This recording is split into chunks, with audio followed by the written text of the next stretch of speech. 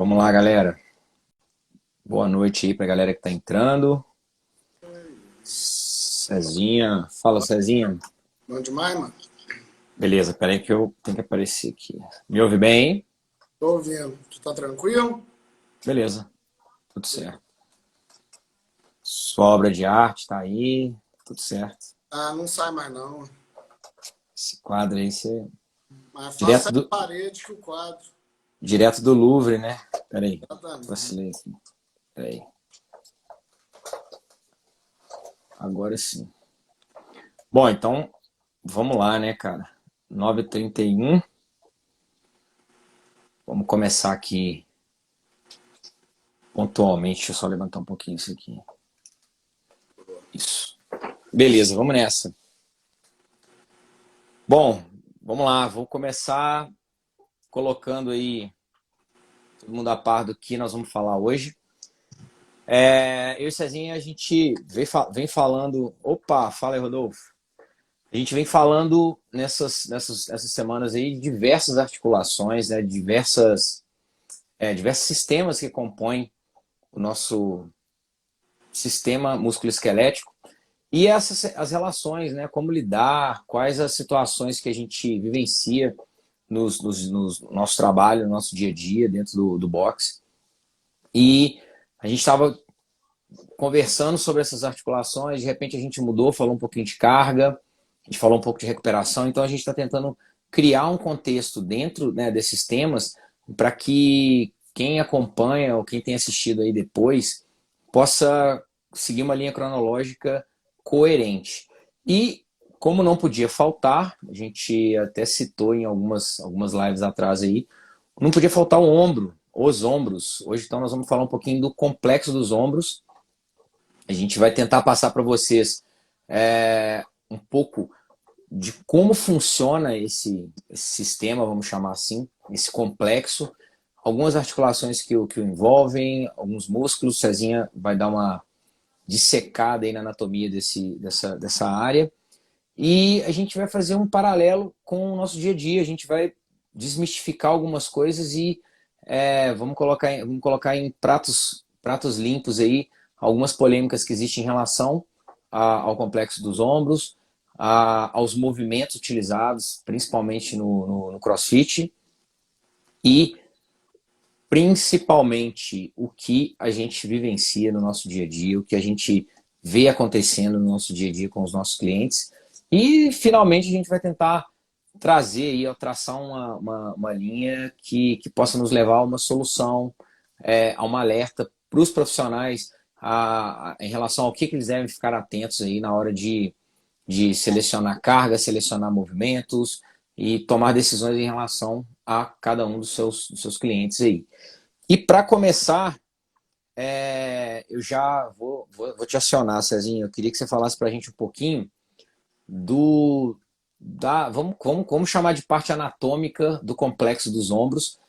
E depois eu vou falar um pouquinho, galera, da parte cinesiológica, ou seja, da parte de movimento que envolve essa articulação. Então a gente vai deixar vocês entenderem aí exatamente de quem nós estamos falando, do grau de complexidade que envolve esse complexo, né, dos ombros. E aí a gente vai partir para os estudos científicos, algumas pesquisas que a gente conseguiu encontrar e finalmente aí a nossa prática, né, no dia a dia, trazer exemplos práticos aí para vocês e colocar depois algumas soluções para que a gente possa trabalhar com mais segurança, pensando em preservar tanto a questão da saúde e da integridade dos nossos clientes e também potencializando sempre aí o desempenho de todos eles. Então, Cezinho, fala pra Olha, gente um pouquinho aí da anatomia dos ombros. Manda bala, velho. então, foi até bom você já iniciar com o termo complexo do ombro. Por que a gente usa esse termo, pessoal? Por exemplo, a gente fala articulação do joelho, articulação do tornozelo. Por que no ombro a gente fala complexo? Porque essa região do corpo, a gente vai ter 4 articulações numa região só. Então a gente já vê que é um pouquinho mais complexo, um pouquinho diferente da maioria do resto do corpo. E isso, obviamente, tem motivo na nossa rotina, na nossa vida do dia a dia. Essas 4 articulações são o início e o final da clavícula. tanto a conexão dela com o nosso peito externo, quanto com o nosso acrômio, externo clavicular, acrômio clavicular. O que a gente conhece como ombro mesmo, o húmero, e lá atrás, escápula torácica. São 4 locais que eu acabei de citar. Por que isso é importante, gente? No ombro, a gente vai ter, por causa disso, 3 planos, vamos dizer assim, de movimento, ou seja, 6 movimentos. Tá com a caneta aqui. Ela pode ir para cima e para baixo, igual o nosso ombro. Ela pode ir para um lado, para o outro, também. E ela pode ir na diagonal. Pode fazer uma rotação para fora ou para dentro. Para isso tudo acontecer, a gente precisa que algumas estruturas se movam e outras estabilizem esse movimento. E é aí que está a mágica desse complexo. Aí que a gente tem que ficar mais atento quando isso acontece. A gente vai ter estabilizadores, nesse caso. Não são estabilizadores, tem músculo estabilizador. Aqui eu estou falando de estruturas que vão estabilizar uma articulação diferente. Estabilizadores estáticos. Muita gente já machucou o labrum.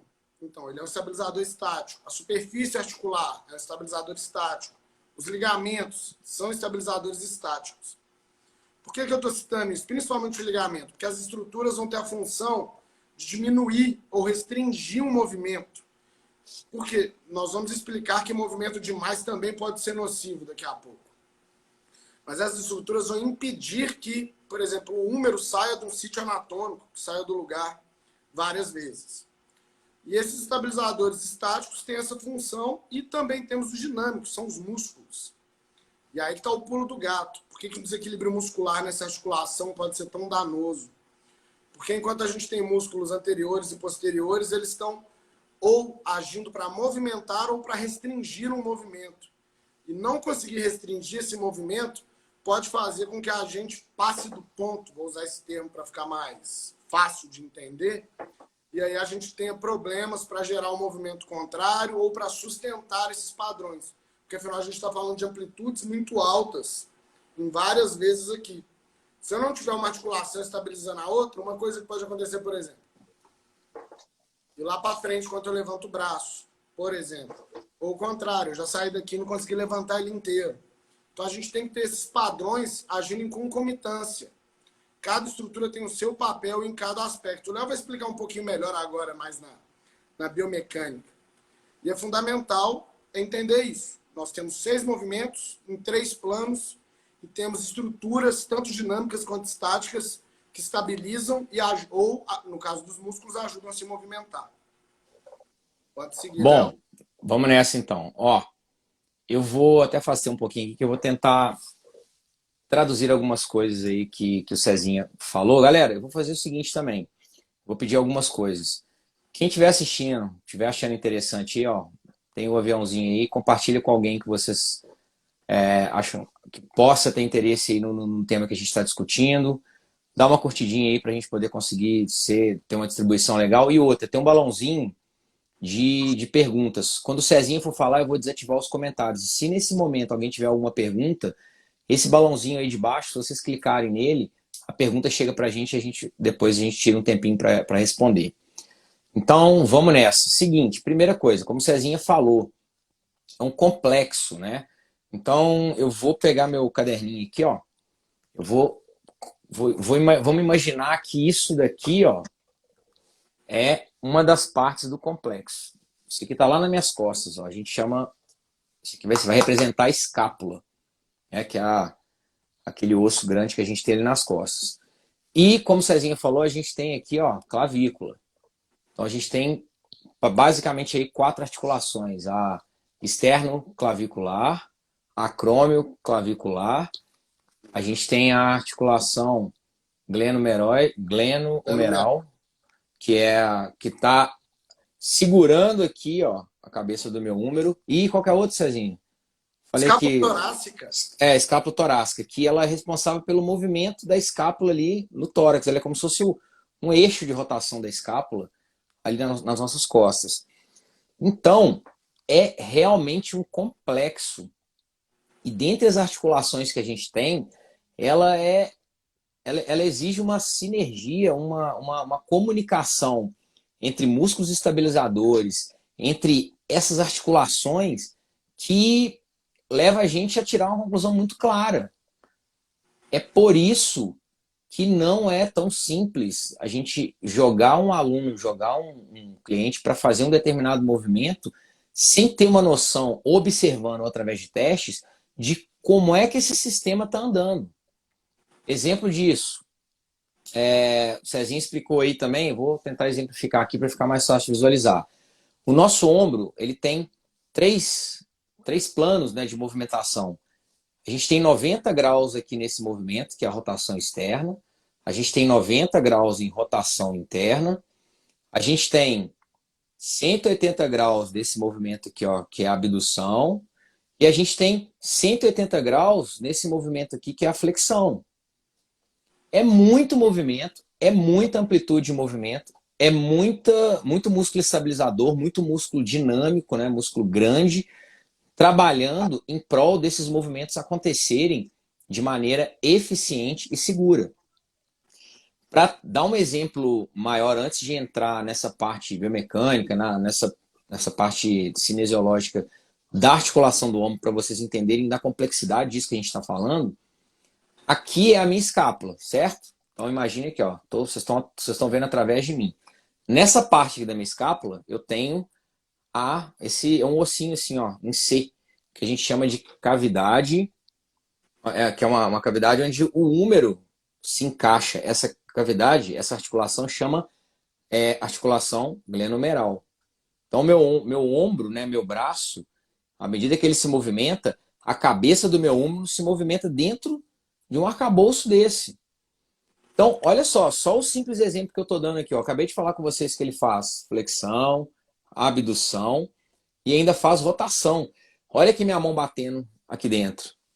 Aqui dentro, a gente tem uma série de organelas. Ligamento, tecido mole, né? Que são os tecidos moles. Tem cartilagem. E ao redor é uma pancada de músculo trabalhando o tempo todo para tentar fazer esse sistema acontecer de maneira certa, eficiente. E todas essas batidinhas que eu dou aqui quando eu estou demonstrando para vocês, ó, elas vão gerando o quê? Impacto. Tanto, vamos colocar aí de cartilagem com cartilagem, osso com osso, quanto em cima dos nossos ligamentos, em cima dos tendões que estabilizam e encaixam, né, o nosso ombro dentro dessa cavidade. A gente tem ao redor disso aqui a nossa bursa, que muita gente, é comum também a gente ouvir pessoas que falam, eu tô com uma bursite, eu tô com uma inflamação na minha bursa. Justamente por quê? Porque esses impactos, esses contatos, eles podem acontecer em diversas situações durante o treinamento. Ô, Léo, Mano, legal você citar esse exemplo. É tanta coisa que a gente até está diminuindo os termos. Igual eu te falei mais cedo, dor subacomial. sim, Tendinopatias, bursites. Porque é tanto termo que é difícil fazer uma pesquisa sobre o assunto. sim. Entendeu? Então eles unificaram. Foi bem legal você dar essa ramificada até para a gente explicar isso pro pessoal. Hoje em dia a gente coloca dor subacomial e segue lá pelota, porque senão não tem jeito da gente diferenciar porque acontece uma coisa ou outra. É muita coisa. E a gente está falando de muita inervação, né, Cezinho? E a gente sente dor irradiada, né, na articulação. Galera, quase, vamos colocar assim, é quase unânime. Alguém algum dia, alguma vez na vida, já sentiu uma dorzinha no ombro. Desde quando eu trabalhei muito tempo com musculação, principalmente os alunos de musculação mais velhos, era unânime, todos eles. Tem aquela dorzinha no joelho ali, aquela dorzinha ali na coluna, mas era unânime, o ombro. Uma das principais reclamações que eles traziam para mim, dormir, Léo, para mim é foda dormir. Então, é justamente por isso que eu estou trazendo para vocês essa prévia cinesiológica, essa prévia biomecânica, essa prévia em relação aos movimentos e a complexidade dessa articulação. Por quê? Porque é uma articulação que ela está muito exposta. Ela é responsável por muito movimento. Gente, a gente não faz isso com a articulação do joelho para o lado. O joelho, ele estica e dobra. O ombro, ele faz movimento para frente, ele faz movimento para o lado, ele faz movimento de rotação. Juntando esses três movimentos, ele é uma articulação, coitado, que é posto para trabalhar. quando tem que trabalhar. Tem que E se manter estável para a mão se movimentar. exatamente, a gente precisa disso o tempo todo. E para finalizar e entrar na parte que às vezes até assusta, né? Vamos lá, a gente tem um bicho de sete cabeças aí, e eu queria que o tempo todo, né? Principalmente você que é treinador, fisioterapeuta, estudante, profissional de educação física, estudante de fisioterapia, profissional e fisioterapeuta, é que a gente pensar nos movimentos que a gente vê no nosso dia a dia, né? No campo de batalha ali, e tentar imaginar tudo isso acontecendo em milésimos, centésimos de segundo. E como a gente precisa estar treinado e condicionado para que tudo que seja necessário para que esses movimentos, essas sinergias que eu vou comentar aqui agora aconteçam, como a gente precisa estar treinado, como é que a gente precisa estar atento a isso. Principalmente se a gente é profissional da educação física, um treinador, se a gente é fisioterapeuta, a gente precisa avaliar, a gente precisa enxergar, a gente precisa tentar, putz, por que esse cara não está conseguindo fazer isso? Então, para potencializar isso, a gente, eu estava comentando isso com o Cezinha, é uma articulação que, devido aos nossos hábitos, né, cotidianos, principalmente nos tempos modernos, é raríssimo a gente ter que se expor a movimentos que alonguem a gente ou trabalhem essa questão da mobilidade articular, a flexibilidade desses músculos. A gente, pelo contrário, uma postura muito comum em relação aos ombros, essa antiversão aqui, ó. Quando eu faço um movimento como esse, lembra que eu falei que a cabeça do meu húmero, que é esse osso aqui do braço, está ligado aqui, ó, à escápula? Quando meu ombro está com essa antiversão, o que vocês acham que acontece com a minha escápula?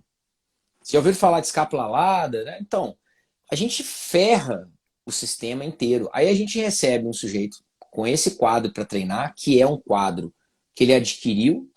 Obviamente, existem as pessoas que nascem com alguma desorganização desse complexo, né, por questões anatômicas de nascença, mas grande parte adquire isso pelos hábitos, ou por falta de hábitos no nosso dia a dia. A gente comentou também, o cara dirige, levanta da cadeira do carro, ele acorda, ele senta no carro, vai para o trabalho, senta na cadeira do trabalho, sai do trabalho, senta na cadeira do carro, vai para casa, senta no sofá. O que acontece com a cadeia posterior dele? Ela é ferrada, por isso que o cara tem dor na coluna, por isso que o cara tem o joelho dançado. E a articulação do ombro, ela tá mais ou menos nessa pegada, só que a complexidade dela é muito grande. Então, nós vamos falar de carga mais para frente, qualquer coisa que qualquer movimento, qualquer carga que a gente for selecionar, ela tem que ser muito bem dosada e muito bem selecionada, né? O movimento muito bem selecionado, a carga muito bem selecionada, o movimento muito bem dosado e a carga muito bem dosada. Então vamos lá, escápula, húmero, cabeça do húmero aqui, ó. Finge que tem uma cavidade aqui. Em breve nós vamos comprar um boneco, né, Cezinha? Então assim, ó, a gente tem uma coisa que chama ritmo escapulomeral. Eu vou simplificar, eu não vou entrar em detalhes em relação à articulação externo-clavicular. Não vou entrar. Vamos tratar dessa aqui que é vamos dizer assim, o carro-chefe de tudo que acontece, infelizmente, negativo nos treinos aí. Galera, o movimento, o braço está aqui, ó. Por exemplo, quando a gente vai elevar o braço, os primeiros 30 graus de movimento, eles ocorrem aqui, ó. A partir desses 30 graus, vamos colocar que nós vamos levantar o nosso braço até 90 graus. 30 graus aqui, ó. Os outros 60 graus, eles acontecem com o meu húmero. Isso se chama ritmo escápulo-humeral. Esse ritmo ele tem uma correlação de 2:1, ou seja, a cada 1 grau de movimento, 2 graus de movimento do húmero, do braço, a gente tem que ter 1 grau de movimento da escápula. Para quê? Para que a cabeça do nosso húmero se acomode aqui, ó, dentro dessa cavidade. Lembra que quando eu dei o exemplo, qualquer movimento, se não houver um acompanhamento aqui, ó, o que vai acontecer? Olha só, pá, bati. Se tem um acompanhamento, olha só, o movimento ele vai acontecendo, ó, de maneira a não gerar impacto na articulação e nem nas organelas que estão envolvidas dentro dessa articulação. E mais um ponto. Então, o ritmo escapulohumeral ele não acabou não, ele continua. A gente tem 180 graus, não tem? De movimento. Então, ó, o meu ritmo escapulohumeral é de 2 para 1. A cada 2 graus aqui, eu tenho 1 grau aqui da minha escápula. Vamos lá. Chegou aqui em 180 graus, ou seja, o meu braço está aqui, ó. Daqui para cima, vocês podem tentar ir. Ó, não sobe mais não. O que eu tenho que fazer para continuar subindo? Minha mão, ó. Eu tenho que fazer rotação externa. Então, ó, eu tenho que fazer uma rotação externa para que o movimento continue. Ó. Olha para você ver como é que eu fiz o movimento agora fluir. Podem testar isso daí. E do 90 graus para cima, além dessa rotação externa, a gente continua naquele ritmo. Nós subimos até 90 graus. Eu falei que foram 30 graus na escápula e 60 graus no braço. Chegou no 90, meu braço roda para trás, faz a rotação externa. Dali para frente, eu tenho mais 30 graus de movimento da escápula e mais 60 graus de movimento do meu húmero, do meu braço. No total desses 180 graus, eu movimento o meu braço 120 graus e a minha escápula ela movimenta 60 graus. Agora, vocês entenderam a quantidade de articulações que envolve o complexo dos ombros. Vocês entenderam esse dilema que a gente tem aí, que é o ritmo escapulohumeral. Vamos botar isso aí em prática. Imagina um cara, um aluno, que é assim para dentro, e tem uma rotação interna, e a gente vai botar ele para fazer um overhead squat. A gente vai colocar esse cara que já demonstra para a gente já parte do pressuposto que ele está com um sistema completamente desarranjado.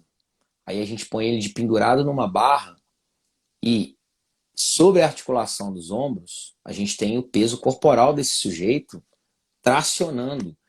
Eu estou com o braço esticado. Se ele não tem um ritmo escapulohumeral legal, se ele não tem mobilidade, se ele não tem um equilíbrio, né, entre a mobilidade e a força, o que vocês acham que pode estar acontecendo aqui dentro? Porrada, guerra, impacto. Vai dar merda. Isso é fato. Então, em diversas situações onde a gente está elevando o braço acima da cabeça aqui, a gente precisa atuar. Nós, treinadores, nós temos que agir na hora. Primeiro, se a gente não tem segurança para avaliar e detectar o que está acontecendo ali, para de fazer esse movimento agora. E vamos dar uma olhada com o fisioterapeuta. Você precisa fazer uma avaliação para que a gente tenha certeza do que está acontecendo, para que a gente possa atuar em cima do que está acontecendo de errado e tentar corrigir, minimizar essas possíveis lesões e disfunções que estão te levando a compensar de diversas formas para realizar algum movimento. Overhead squat. Olha só, overhead squat. Eu acabei de falar, né? Passou de 90 graus, né? Eu preciso de rotação externa. Quantos treinadores que estão assistindo esse vídeo ou vão assistir enxergam o aluno fazendo um overhead com o braço desse jeito? O que eu mais vejo é isso aqui, ó. Então, o cara está em rotação interna, passando de 90 graus. Isso aqui, o impacto ele já é fato, ele já está acontecendo ali. O Cezinha vai falar onde que é o recorde, né, dos impactos aí, quando a gente está fazendo esse tipo de movimento. Então, tem muita intervenção para fazer. E uma dica que eu dou para o treinador é o seguinte, uma estratégia de ensino, além do comando verbal, além do toque, é fazer o aluno sentir. Porque, às vezes, a gente virar para um cara e falar, não, faz a rotação externa, não, roda o braço para trás. Com a barra em cima da cabeça ele não vai conseguir. Coloca ele sem nada, estica os braços dele e fala assim, ó, roda, volta, roda, volta, roda. A partir do momento que ele sentiu, você tem uma arma a mais e mais uma ferramenta fantástica, educativa, que vai fazer com que ele entenda realmente o que você quer dizer com essa rotação externa, o que você quer dizer com esse giro-braço. Então, galera, essa foi uma introdução básica em relação a o que é o complexo dos ombros. A gente falou um pouquinho da anatomia, o Cezinho falou um pouquinho da complexidade, como é que funciona esse movimento. E eu acho que isso já dá para a gente entender e começar a fazer um paralelo com o que a gente vê, né, o que a gente prescreve, o que a gente acompanha no dia a dia dos nossos clientes, né, nos treinos. A gente já começa a entender o quanto é perigoso, o quanto é necessário uma intervenção, uma observação, uma investigação e uma prescrição. Eu fiz um post essa semana, uma lâminazinha de carrossel. Galera, todo treinador precisa investigar. Sem um planejamento, não existe objetivo final. E para fazer um planejamento, você precisa investigar, você precisa entender quais são as prioridades do seu cliente, você precisa entender quais são as dificuldades dele. A partir disso é que você determina um plano com mini metas. Ó, a primeira meta nossa é ganhar mobilidade nesse ombro. A segunda meta nossa é a gente conseguir fazer um overhead squat em rotação externa. Terceira meta é você conseguir fazer uma barra. Quarta meta, quinta meta, chegamos no primeiro objetivo. Agora, então, sem plano, não tem sucesso. Sem investigação, sem observação, a gente está fadado a correr o risco o tempo todo de lesionar, de vender algo que a gente não está aqui para vender. Não é a nossa missão, que é saúde através do movimento. A gente tem que ensinar o movimento. Ok? Certo, César? Certo?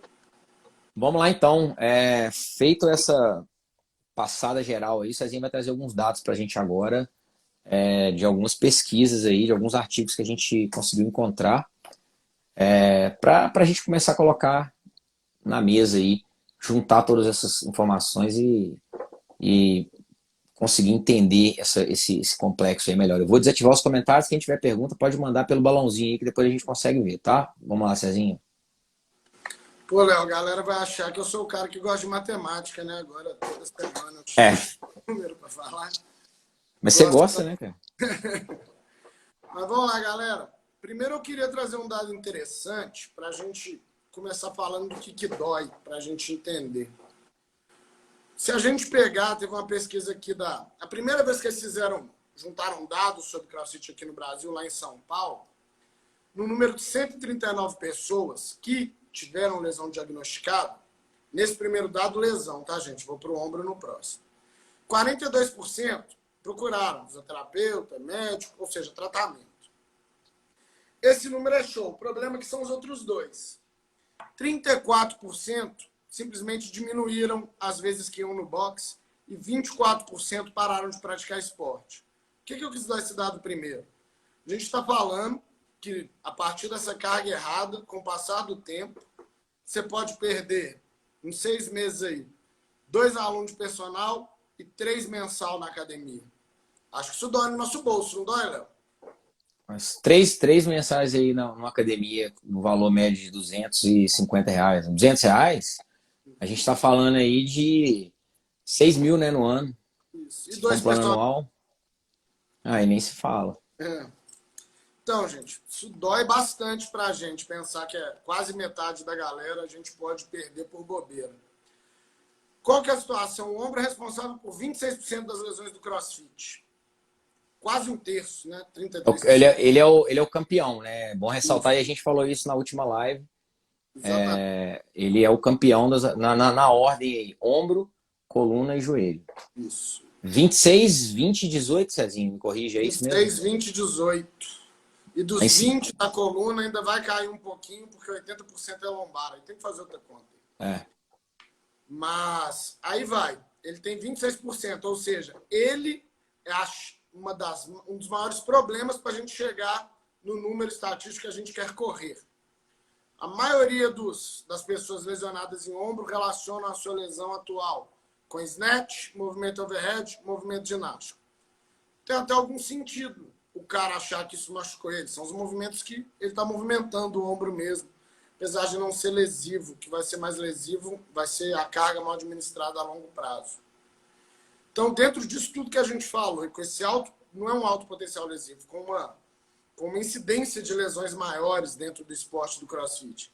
Sabendo que muita gente chega no CrossFit, depois, como a gente falou, muita gente entrou mais velha, sem esporte mais novo, depois de passar a rotina que o Léo falou ali, do carro, do trabalho, e depois do treino dele ser a musculação, que a maioria dos aparelhos trabalham os rotadores internos praticamente o dobro do que os externos, depois eu vou postar esse gráfico para a galera ver, Ou seja, você está vindo de treino, você está trabalhando um movimento em detrimento do outro. Você chega no CrossFit, você usa o outro muito mais. Quase tudo que você vai levantar, você vai fazer. Então, você já chega com um provável desequilíbrio. Quando a gente vai estudar as lesões, igual eu falei de dor subacromial, a gente vai e a gente tem um bocado de artigo, um bocado de revisão. E o que eles apontam hoje para a gente? Terapia manual legal, quiropraxia, recuperar amplitude, e exercício é o carro-chefe de tratamento. Ainda bem para a gente. Mas qual exercício em qual dosagem? Ainda não temos os números exatos. Ou seja, a ordem é exercício. Pô, mas qual exercício então? Tem que avaliar. Tem que avaliar. Tem que descobrir qual que é a função que esse cara perdeu. A gente estava até citando esse artigo de hoje de manhã, Léo, que a gente riu a beça do cara no final. Ah, do esporte, né? Isso. O cara estava tratando overhead. Ela falou, qual que é o melhor exercício para overhead? Ele achou a evidência grande do cara puxando de baixo para cima. E, obviamente, não tem tanto sentido, já que o overhead é aqui. Aí o cara foi lá e falou, como ainda não tem evidência para o outro movimento, faz o movimento de baixo para cima e depois trabalha o gesto esportivo. Mas, pô, o gesto esportivo é empurrar para cima. Então, ele mandou do mesmo jeito, com outras palavras, né? Vamos dizer assim. Ele tentou, passou pano, né? E de uma maneira bem criativa. Isso. E cara de pau, né? Exatamente. Então, gente, já que a gente tem aí um índice de lesão alto, vários fatores para ser olhados e uma dinâmica de coisas que a gente pode fazer para alcançar o resultado ideal, como que a gente faz isso? A gente tem que entender o que esses desequilíbrios podem causar e aonde eles vão bater. E nisso, a avaliação biomecânica ajuda bem. Entender por que a lesão acontece é a carga de treino mal administrada. Entender aonde ela acontece, a biomecânica já pode ajudar a gente. Não é um prever, é saber aonde você não tem a função disponível. Por que eu estou falando isso? Porque todo mundo que sente dor no ombro faz mobilidade no CrossFit. Isso passa ano, muda ano. A hora que eu olho na janela, tem 4, 5 pessoas fazendo mobilidade de ombro. Todo mundo precisa de mobilidade de ombro? Léo, quantas avaliações você vê por semana que eu contraindico mobilidade? A maioria, né? Como eu acabei de comentar, eu ia falar isso mais à frente aí, mas na grande parte dos casos, o que é indicado é, igual é o que a gente acabou de comentar, é aprender a movimentar, vamos colocar assim, é dar novamente funcionalidade para a articulação do ombro. E Isso. não sair rasgando ele e fazendo ele chegar lá a qualquer custo. Isso não adianta nada, galera. Exatamente, até porque não tem sentido. É como se a galera estivesse vendo uma formiga, quisesse matar e pegasse uma bazuca, sabe? É, Fazer um pouquinho de cada coisa e o que der certo, deu. Isso não tem sentido, gente. Por que a gente precisa de um critério, principalmente no ombro? A gente falou no início, é muita coisa. Uma coisa precisa da outra para se movimentar, enquanto uma estabiliza, a outra movimenta. Dependendo se mudar o plano, esse jogo se inverte. E aonde que pode estar essa falha? A gente tem os estabilizadores dinâmicos, são os músculos. Qual que está sendo usado em detrimento de qual? Por que você está gerando o eixo padrão? Porque não tem padrão errado. Tem padrão ineficiente. Eu não posso falar que você levantar o ombro sim. aqui é ruim. Eu posso falar que você fazer um snatch assim é ruim, porque isso não é eficiente para o snatch. São duas coisas diferentes. Tem movimento lesivo. Então, como é que a gente vai ver isso? A gente tem que conhecer a demanda que você vai passar. Aqui nós estamos falando de CrossFit. E a gente tem que saber a sua capacidade de gerar padrão. No cross, a gente identifica muito 3 situações para isso. A primeira eu já dei um spoiler, né? Mobilidade muito aumentada, o cara não consegue gerar alavanca. Porque se o cara está aqui, ele está longe para chegar aqui. E vice-versa. O ideal é que ele consiga estar em neutro para ele ir para trás e para frente. Ele tem que ter as opções de movimento, porque é uma atividade dinâmica e demanda essas amplitudes em determinados exercícios. Ele tem que ter esse padrão em neutro para a capacidade de tudo. Ele tem que ter os músculos, os estabilizadores dinâmicos que deem essa capacidade para ele. E ele vai conseguir isso no final da amplitude? Não. Sem alavanca, não. Tem como você querer que o cara use a escápula para levantar uma barra com ele assim. Aqui, ó. Você acabou de demonstrar. O braço dele só vem até aqui. E aí o que vai acontecer? Porrada, porrada. Intensidade aumentou, o tendão vai reclamar. Volume aumentou, vai ter outro tipo de lesão. Lá, Inclusive, Cezinha, esse exemplo que você deu aí, por exemplo, no overhead, ele não deve utilizar isso no início do movimento. Isso tem um momento certo para ele poder conseguir fazer essa ativação. Primeiro, ele tem que conseguir alcançar a amplitude e a posição correta através de um padrão de movimento e utilizando esses músculos dinâmicos que você falou, estabilizadores dinâmicos, de maneira correta, para na hora certa ele entrar com né, um que a gente chama de ativação de ombro para estabilizar aquele peso ali.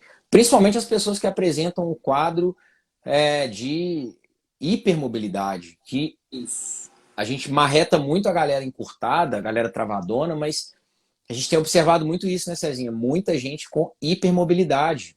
Exatamente. E no ombro, isso. Eu acho que todo mundo É conhece tenso. alguém. Depois Que você já pode soltou, né? falar para a gente que tem histórico do ombro sair do lugar. Isso é muito comum. Todo mundo conhece. Outro dia apareceu um cara no Big Brother, que o ombro dele saiu no lugar durante a prova. Era crossfiteiro, hein? Já para lembrar. Esse aí. Não conheço, só lembrei que fazia crossfit. Mas eu estou querendo dizer o tanto que isso é comum.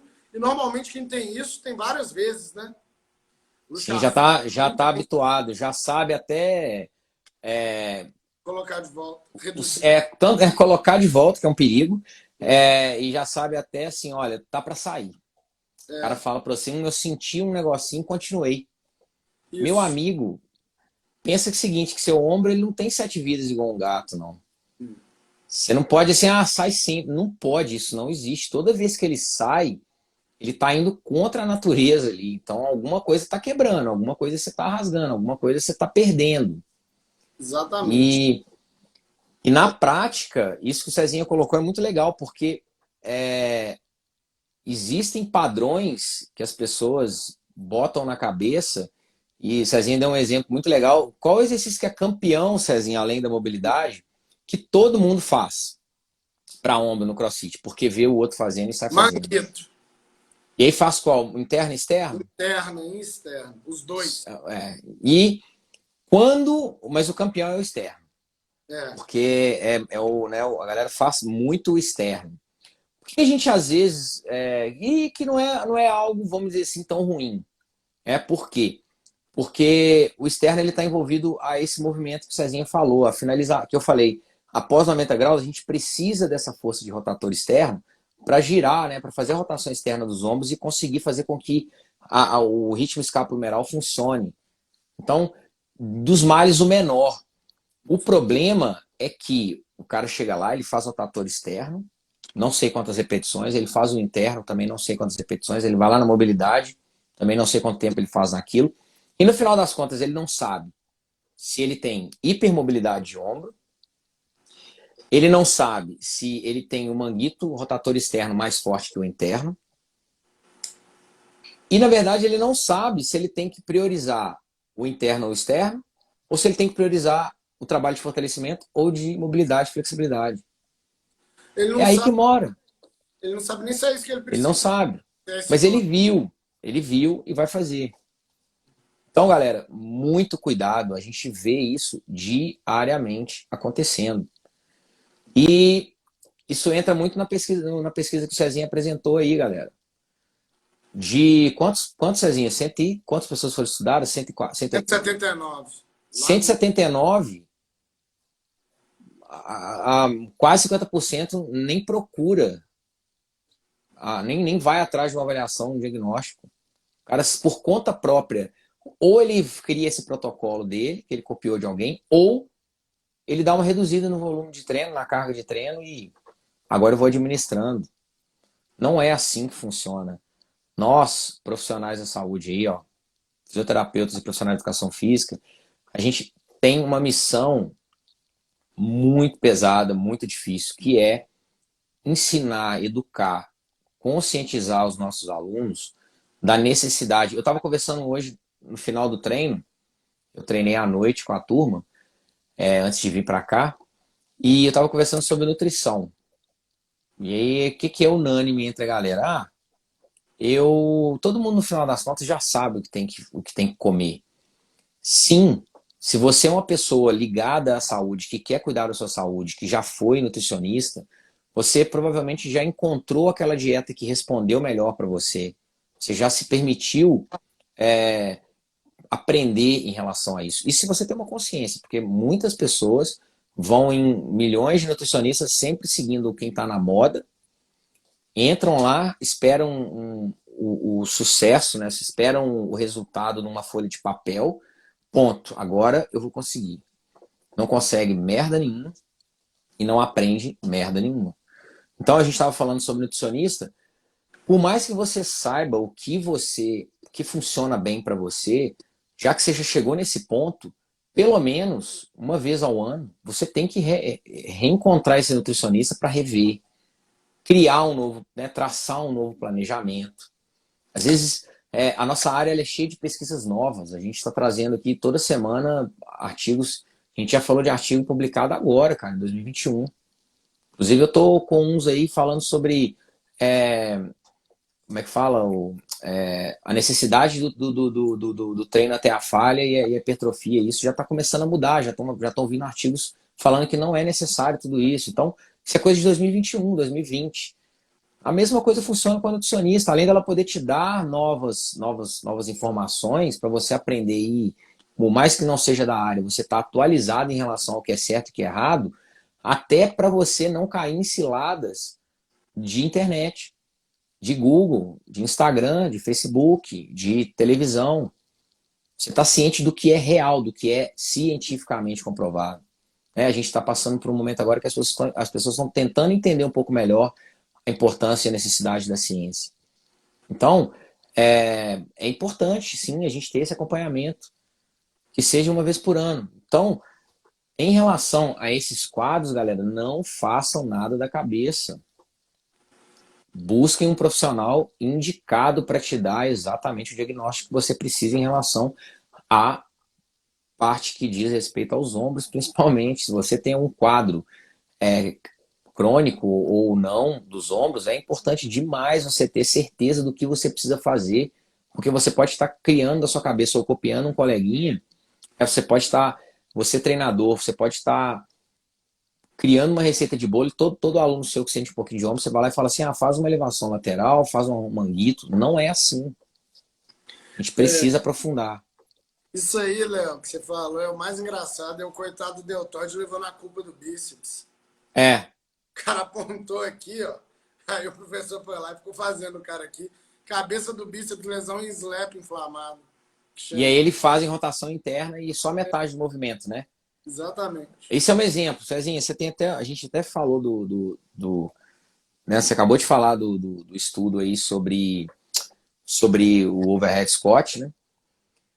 Galera, se a pessoa tem um quadro de lesão e esse quadro ele tá relacionado à disfunção, né? Ritmo escapulohumeral errado, e a pessoa, esse aluno, ele precisa alcançar essas amplitudes de maneira segura, você não pode limitar o movimento dele a uma elevação lateral até 90 graus. Você precisa reeducar esse cara para que ele consiga readquirir funcionalidade, se é que ele já teve algum dia.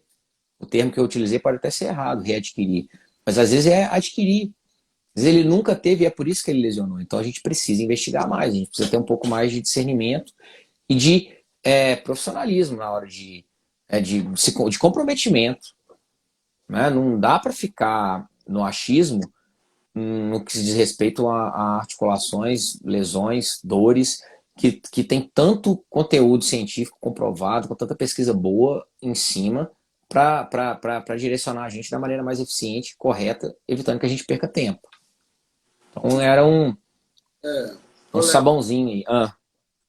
isso aí é até legal que você retornou para uma coisa que eu não esgoelei ela de falar com o pessoal.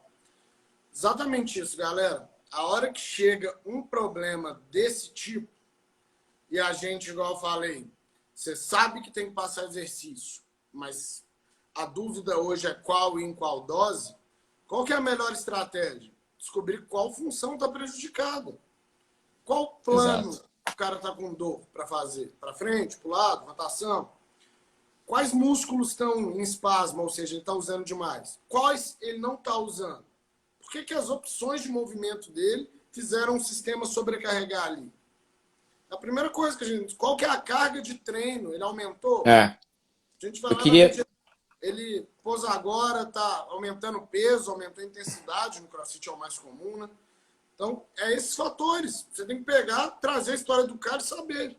O que não dá para fazer é você chegar, enquanto o cara tá com dor, suspender tudo e ele não fazer mais o movimento. Que aí Exato. depois ele vai sair da físio, vai começar a treinar um tempo, um belo dia ele vai fazer um movimento, ele não recupera esse movimento, vai ter dor de novo. E aí, ele vai chegar assim para você e vai falar, ó, que ninguém é bobo. Tava sem dor porque não tinha feito. E ele vai estar errado? Claro que não. Então, meter um anti-inflamatório por conta própria também, né? E, bom, eu queria falar, Cezinha, pra gente fechar, eu queria deixar, assim, problema e solução. E eu quero dar só um exemplo, mais um exemplo aqui. A gente está falando de todas essas disfunções. E a gente estava comentando né, do ritmo escapulo-humeral. Vamos pensar no CrossFit aqui nos movimentos de pendurados, movimentos ginásticos de dependurados, onde eu preciso ter uma estabilização. Nessa hora aqui, galera, a escápula, a borda da escápula, ela tem que estar aqui, ó, na lateral, né? O ângulo inferior da escápula, ele tem que estar aqui, ó, tocando o lado do meu corpo, esse lado aqui, né? O giro. Aí a gente pega um aluno, põe ele para fazer um swing na barra. Ele nunca fez um strict pull-up, ou seja, os músculos grandes, os músculos dinâmicos, os músculos mais externos dele, não estão nem aptos a tentar dar um help nos estabilizadores e segurar aquele ombro, aquela articulação ali no lugar, e até às vezes de forma a impedir ele de conseguir ficar de pendurado certo. Aí o cara começa a fazer o swing. Ele tá lá todo travado, de pendurado, ele tem uma rotaçãozinha interna, a borda da escápula dele nem chegou aqui fora, e ele tá fazendo isso, ó. Ele tá trabalhando em ângulos que nem são naturais. A gente tem que tentar trabalhar com o ombro, galera, ó, com movimento torácico e não de ombro na hora de fazer um pull-up, um swing, um toshibara. A gente tem que tentar trabalhar isso, a gente tem que levar o cara à excelência. A gente tem que fazer com que o cara entenda e treine, movimente-se, buscando a alta performance para não colocar ele em risco. E isso acontece o tempo todo. Tira ele dali, vamos trabalhar o ring roll, vamos trabalhar outros exercícios, vamos fortalecer esses músculos de fora para dentro e de dentro para fora, enfim, investigar. O grande problema não são os movimentos. Esse é meu pensamento em relação aos problemas, tá, Celina? Depois você manda o seu aí e depois a gente, em 10 minutos, a gente mata as soluções. O grande problema, ele não são os movimentos. Os problemas são as pessoas que estão prescrevendo e as pessoas que estão fazendo. Ou as pessoas que estão fazendo sem escutar o que foi prescrito. As pessoas que não têm função e querem fazer um movimento que exige extrema função. São movimentos de extrema complexidade. A gente tem que partir do simples para o complexo. A gente tem que aprender. Outro exemplo básico, hoje aconteceu eu dando aula.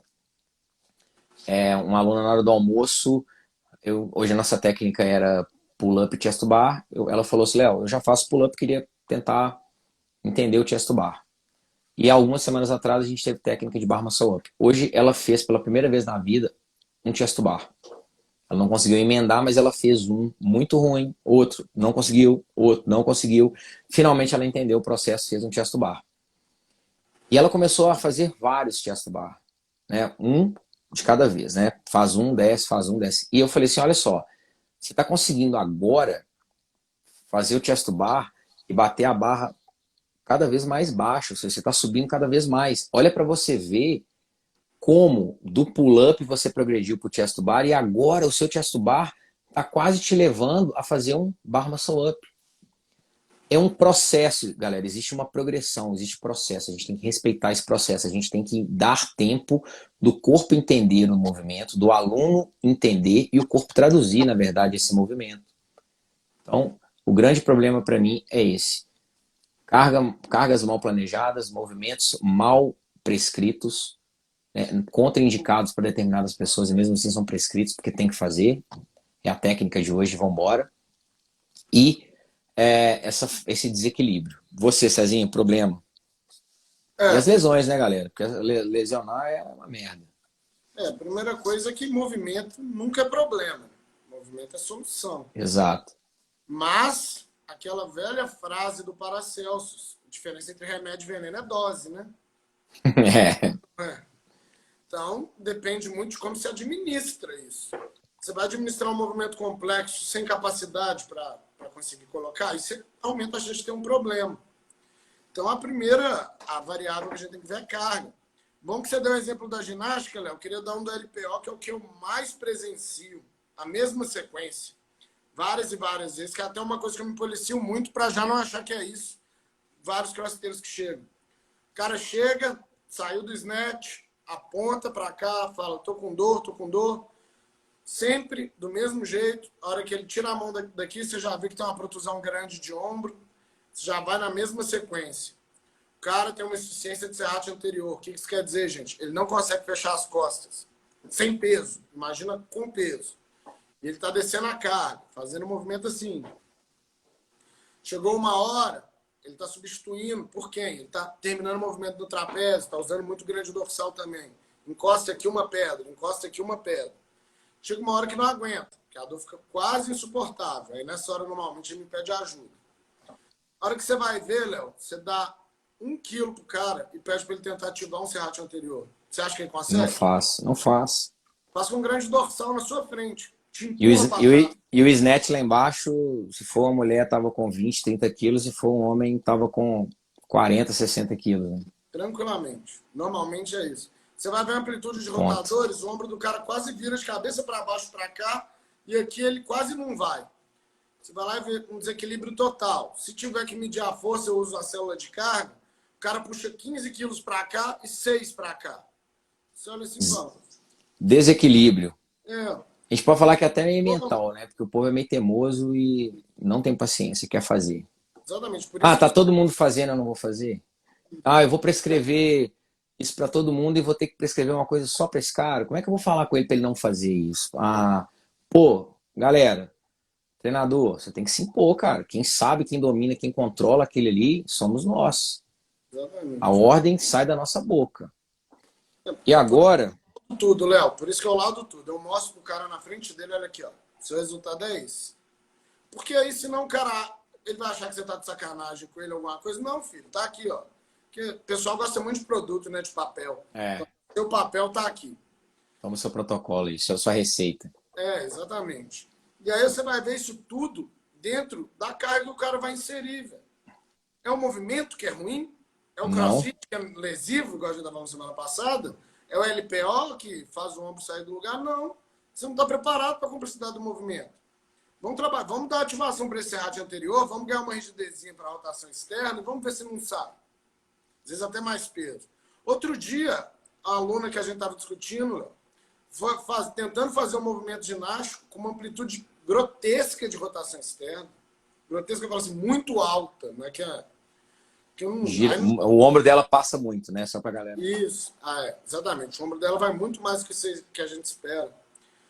E aí ela estava querendo fazer o quê? De pendurar numa barra e fazer sem alavanca nenhuma. Só que ela não tem ela não consegue puxar de volta. Ela vai longe demais. Para trazer de cá é muito longe, gente. E aí o que ela vai tentando fazer? Como se ela estivesse socando. Ela vai conseguir subir numa barra assim? Vai, Léo, nos seus anos? Ela vai conseguir subir numa barra assim? Jamais. Então, foi isso que eu falei. Eu falei, com constância, claro que daqui a pouco ela vai. Se você fizer essa correção, ela adaptar a carga. É só isso. Tem Galera, e assim, pra gente fechar solução, vou tentar falar 5 aqui. Primeiro, os treinadores precisam estar mais preparados. Para quê? Para conseguirem argumentar a gente tem que se impor. Não é mandar, não é ser mandão, não é ser chato. É sempre colocar como questão primária, segurança. Então a gente tem que se impor, a gente tem conteúdo, a gente tem informação, a gente tem que ter. Segundo, controle de carga. Isso é uma relação de 2 vias, a gente já falou isso. Tanto do treinador quanto do aluno. O aluno tem que entender, tem que escutar, tem que dar a informação certa. Ontem eu joguei bola, ontem eu fiz isso, ontem eu fiz aquilo, agora eu estou fazendo aula aqui, vou fazer aula de manhã também. Controle de carga. E no controle de carga eu queria deixar claro o seguinte, que você colocar uma pessoa que não tem capacidade, igual o Cezinha deu o exemplo, para de pendurar e fazer swing, isso já pode ser considerado um mau controle de carga, porque aquele movimento ainda não era o ideal para ela. Então, independente de peso, independente de volume de repetições, o movimento em si ele já era uma carga mal calculada. Segundo, fazer uma avaliação. Terceiro, né, fazer uma avaliação, buscar ajuda de um profissional, de um fisioterapeuta para avaliar, para testar. Quarto, ter paciência e respeitar o processo. E quinto, tudo que tiver que ser feito deve ser feito. Não adianta você sair de uma avaliação, receber um laudo do fisioterapeuta, receber ali o direcionamento, descer, começar a treinar, passar aquilo para o treinador, receber uma informação e simplesmente não seguir os exercícios que forem indicados para você, não respeitar os movimentos contraindicados para você e não respeitar também as cargas. Então, tem que pôr em prática tudo isso que foi investigado e ter paciência, respeitar o processo. Para mim, é simples assim, para a gente conseguir evitar aí. Hoje, inclusive, a gente pode falar que lá na academia a gente já é muito pouco, graças a Deus. Ruim para o Cezinha, mas bom também, porque é sinal de que a gente está conseguindo fazer um trabalho legal e conseguindo orientar de maneira mais precisa, mais científica, mais cuidadosa e potencializando a performance de todos eles aí. Cezita, solução aí, velho. Divido em 3. Carga bem administrada, variedade de movimento, opções, recuperação. Show. As 3 coisas. Carga estiver bem administrado, o cara consegue se recuperar e fazer no outro dia. Variedade de movimento, ele só vai fazer o movimento da forma mais eficaz e a performance vai crescer. Se recuperou, tem mais o que ele precisa. Não é só treinar. E o ato de performar é o mais importante. Show. É isso, galera. Nosso papel como treinador é esse. É entregar saúde através do movimento. O fisioterapeuta está nessa pegada também. A gente precisa respeitar tudo isso, a gente precisa ter conhecimento, a gente precisa estudar, se atualizar e estar preparado para essas diversas situações aí. Espero que vocês tenham curtido aí essa passada que a gente deu aí em relação ao complexo dos ombros, essa desmistificada aí, e até essa direcionada em relação ao que realmente acontece no nosso dia a dia.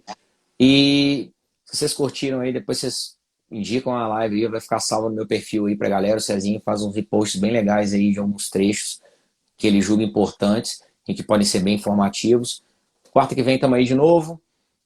Aguardem aí informações, eu vou começar a fazer umas lives também, mais direcionada para o treinador, profissional da educação física.